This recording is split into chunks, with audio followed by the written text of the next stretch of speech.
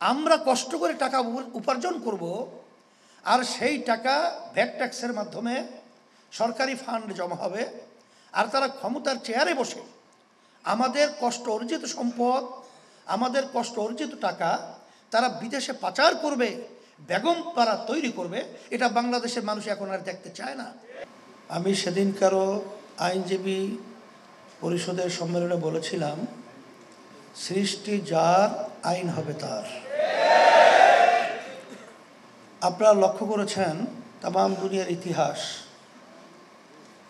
আসলে সমাজতন্ত্র বলেন, প্রচলিত গণতন্ত্র বলেন, বা অন্য অন্য ধর্মনিরপেক্ষতাবাদ যাই বলেন না কেন, সেটা আমাদের চোখের সামনে আমরা দেখে আসছি, দেখতেছি। এর মাধ্যমে আসলে দিনের দিন জালেমরা জুলুমের মাত্রা বাড়ে, কমে না। খুনিদের খুনের কার্যক্রম কমে না, আরও বাড়ে। জুলুম যারা করে তাদের জুলুমের মাত্রা কমে না, বাড়ে। তা যাই হোক, আর ইসলাম এমন এক নীতি আদর্শ, যেই নীতি আদর্শটা আমাদের শান্তির জন্য দিয়েছেন আল্লাহ রাব্বুল আলামিন। তার দুধ হিসাবে পাঠিয়েছিলেন মুহাম্মদ রাসূলুল্লাহ সাল্লাল্লাহু আলাইহি ওয়াসাল্লাম, আল্লাহর হাবিবকে। বাস্তবতা আমরা যদি ইতিহাস পড়লে দেখি, দেখবেন তার মাধ্যমেই ব্যক্তি থেকে শুরু করে রাষ্ট্রীয় পর্যায় পর্যন্ত সর্বত্র শান্তির শুধু হাওয়া মানে হাওয়া চলছিল, এটা আমরা বাস্তবে দেখেছি। সেই হিসাবে আমরা ইসলামী আন্দোলন বাংলাদেশ, আজকে বাংলাদেশের 53 বছর স্বাধীনতার পরে আমরা যে নীতি আদর্শের মাধ্যমে দেশ চলছিল, আমরা সেটাও দেখেছি। 2024 জুলাই আগস্টের অবস্থান আমরা দেখেছি। এখন এই পরিবর্তন আমাদেরকেই করতে হবে। এখন পরিবর্তন যে করব, আমি আপনাদের সামনে যে আয়াত শরীফ তেলাওয়াত করেছি, যে পানীয় ভাগে এবং স্থলভাগে যত বিপদ আপদ মুসিবত তোমাদের নিজেদের হাতের কামাই, আমাদের কাছে যেটা প্রমাণিত এবং যাদের মাধ্যমে দেশ পরিচালিত হয়েছিল মানব রচিত তন্ত্রমন্ত্রে, আবার নতুনভাবে তাদের থেকে আবার দেশের উন্নয়ন এবং আমাদের কোনো কল্যাণ, এটা কোনোদিন চিন্তা করাও যায় না, চিন্তা করা ঠিকও হবে না।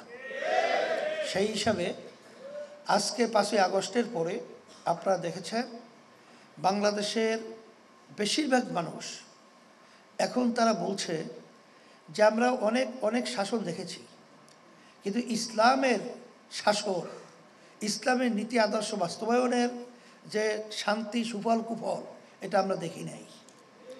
এখন বেশিরভাগ মানুষই চায় যে তারা ইসলামের পক্ষে একটা অবস্থান তৈরি হোক এবং সে অনুযায়ী দেশ চলুক। সেই হিসাবে আপনারা জানেন যে বাংলাদেশের ভিতরে যে ইসলামের দলগুলো রয়েছে, সমমনা দল, আমরা সবাই আলহামদুলিল্লাহ নির্বাচনের সময় যেন ইসলামের পক্ষে একটা বাক্স পাঠাতে পারি, এই চিন্তা, এই উদ্দেশ্য নিয়ে আমরা কিন্তু বিভিন্ন পর্যায়ে কাজ করতেছি এবং বর্তমানে চলমান রয়েছে। আলহামদুলিল্লাহ, দোয়া করতে থাকেন, আল্লাহ যেন কবুল করে। আশা তো করি আল্লাহর রহমতে ভালো একটা ফল আল্লাহ আমাদেরকে দান করবেন। এর কারণও তো আছে। এর কারণ হলো আল্লাহ রাব্বুল আলামিন বলছেন, ওয়ালা তাহিনু ওয়ালা তাহজানু ওয়া আনতুমুল আ'লাউনা ইন কুনতুম মুমিনিন। তোমাদের চিন্তা ভয় নেই, তোমরা বিজয় হবে যদি মুমিনের চরিত্র অর্জন করতে পারো। আজকে আমি বলছিলাম ইসলামী আন্দোলন বাংলাদেশ, আমাদের লক্ষ্য উদ্দেশ্যটা আমরা জানি, তারপরেও বলছি 1987 সালে এই দলটা প্রতিষ্ঠিত হয়েছে, কিন্তু অদ্যাবধি পর্যন্ত আমাদের দলীয় মার্কায় কোনো এমপি এখন পর্যন্ত সংসদে যায় নাই। এ না যাওয়ার পিছনে কারণটা কি? আমাদের সাংগঠনিক দুর্বলতা, না আমাদের লোকবল নাই, না আমাদের সমর্থন নেই, তা না। আসল মূল ব্যাপার হলো আমরা আর ওই বিভিন্ন যাদের নাকি ব্যক্তি দলীয় স্বার্থকে অগ্রাধিকার দেয় দেশের চেয়ে, মানবতার কল্যাণের চেয়ে, তারা বারবার আমাদেরকে বিভিন্ন মুখ রোচক সুন্দর সুন্দর কথার মাধ্যমে আমাদেরকে অনেক আশা আকাঙ্ক্ষা দেখিয়ে আমাদেরকে বারবার তারা ব্যবহার করেছে। আমাদেরকে সিঁড়ি বানিয়ে ওরা ক্ষমতার মসনদে উঠে আসলে বাস্তবতা আমরা দেখেছি তামাম দুনিয়ার মধ্যে একবার দুইবার নয়, তারা এই সুন্দর দেশটাকে 5 বার দুর্নীতিতে চ্যাম্পিয়ন, চোরের দিক থেকে ফাঁস বানিয়েছে। কত মায়ের কোল খালি হয়ে গেছে। আমি সেদিনকে সরাদ উদ্দানি বলেছিলাম যে বাংলাদেশের জনগণ এখন মায়ের কোল আর খালি হোক এটা আর দেখতে চায় না। এখন পরিবর্তন হতে হবে। আমরা কষ্ট করে টাকা উপার্জন করব, আর সেই টাকা ভ্যাট ট্যাক্সের মাধ্যমে সরকারি ফান্ড জমা হবে, আর তারা ক্ষমতার চেয়ারে বসে আমাদের কষ্ট অর্জিত সম্পদ, আমাদের কষ্ট অর্জিত টাকা তারা বিদেশে পাচার করবে, বেগম পাড়া তৈরি করবে। এটা বাংলাদেশের মানুষ এখন আর দেখতে চায় না, এর পরিবর্তন করতে চায়। আজকে দলীয়করণের মাধ্যমে আজকে আপনারা দেখেছেন যে বৈষম্য বিরোধী দলীয়করণ এমনভাবে সর্বত্র চাপিয়ে দেওয়া হয়, সেখানে যোগ্যতা থাক বা না থাক, মেধাবী যোগ্যতা সম্পূর্ণ ছেলেগুলো আজকে রাস্তায় রাস্তায় বেকার ঘুরছে, কিন্তু তাদের দলীয়করণের কারণে অযোগ্য লোকগুলো সর্বত্র তারা বসিয়ে দেশটাকে একটা অসুন্দর দেশে পরিণত করেছে। এর পরিবর্তন আমাদের কি করতে হবে?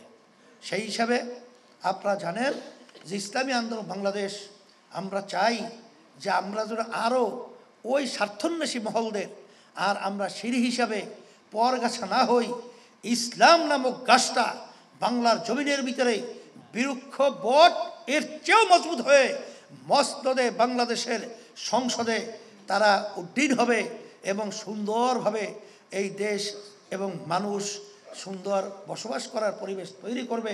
এই আশায় ইসলামী আন্দোলন বাংলাদেশ কারো সাথে কখনোই আমাদের আদর্শ বিকেই নেই, কখনোই আমাদেরকে ব্যবহার আল্লাহর রহমতে করতে পারে নাই।